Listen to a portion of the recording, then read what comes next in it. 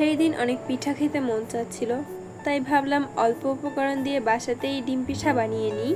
তার জন্য এখানে দুটো ডিম ফেটিয়ে নিব এবং তার সঙ্গে চিনি অ্যাড করব।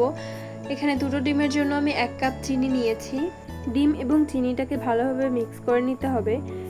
এগুলো মিক্স করা হয়ে গেলে এখানে 1 কাপের একটু কম তেল দিয়ে দেব।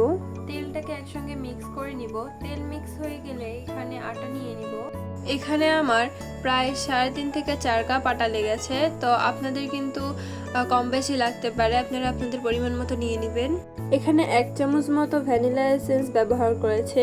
আটা দেওয়ার পর মিশ্রণগুলোকে একসঙ্গে হাত দিয়ে মেখে নিব। এখানে মিশ্রণটা এমন হবে যে পাতলাও না আবার শক্তও না।